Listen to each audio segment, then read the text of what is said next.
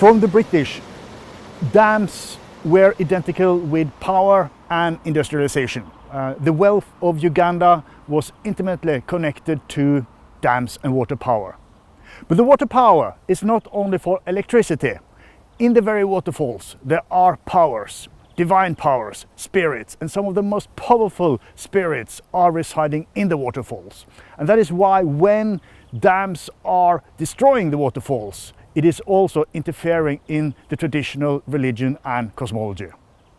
The most powerful god, the Buddha Kali, resided in the Buddha waterfalls. But now that has been dammed. The spirit is still there.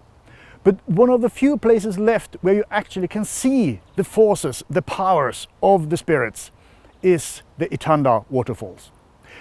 In the waterfalls there are numerous spirits and gods, but one of the most powerful is Itanda and the rain god Mesoke. And both of these gods or spirits embody in one particular healer, Mary Itanda.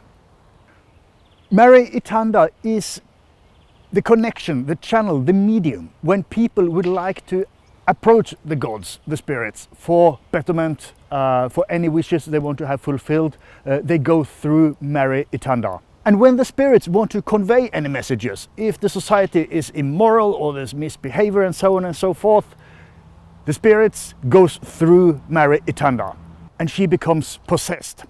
The spirit takes part in her body and one is able to talk directly to the god. And when I was there in March 2017, the drought from southern Sudan had been creeping into Uganda. The rains had been very, very erratic.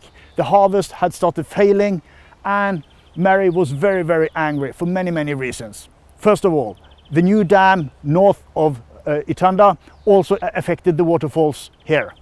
So when I was there, and we were talking quite a lot about the importance of the traditional gods, rainmaking in general, and what is happening with all the dam buildings, Mary suggested that we should make a sacrifice to the rain god because there was a desperate need for rains. If the rain god should provide the necessary rain to the people when it's really, really needed and they desperately want it, he needs to be pleased. And that you can please the god if you provide the necessary sacrifice, showing that you are obedient and devoted to the god. Before the sacrifice, Mary called upon the god Mesoke. She smoked her local tobacco, the smoke went up in the sky. She was shaking her calabash and the sound called upon the attention of the spirit. And very soon he came and took possession of Mary's body. And he welcomed us and welcomed the sacrifice that was going to take place. By the river and the waterfalls, the goat was blessed by all the participants. Mesoke was called upon again, and we all sacrificed and donated some small money to the main shrine. When the goat was sacrificed, the throat was cut, the blood was spilled on the ground, in the river and on the shrine. Thereafter, the liver was cut and taken out of the body, and first some few pieces of raw liver were given to the river, then it was roasted, given to the river, and lastly some few pieces were roasted and put on small sticks next to the tree by the shrine. And the idea was basically that all the spirits, all the divinities, because there are numerous divinities in the waterfalls, all of them should be satisfied. Mesoke was satisfied with the raw pieces of liver. Those who didn't want it raw got it grilled or barbecued in the river, and those who didn't want it in the river, they got it on land. So all the spirits were satisfied. When the goat was sacrificed, the participants were blessed with the goat's blood in the hand and on the forehead.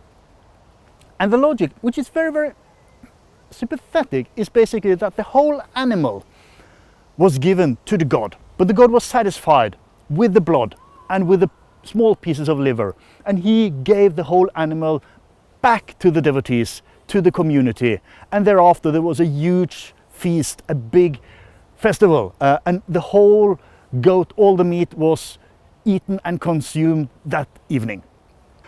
When we left the Itanda Falls, immediately, by coincidence or not, dark clouds appeared on the sky, and the wind started coming.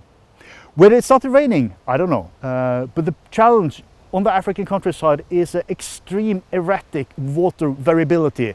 The rains are coming, you have dry clouds, but they may pass away one village and rain in another village. It may look like this is definitely going to be rain, and it doesn't start raining.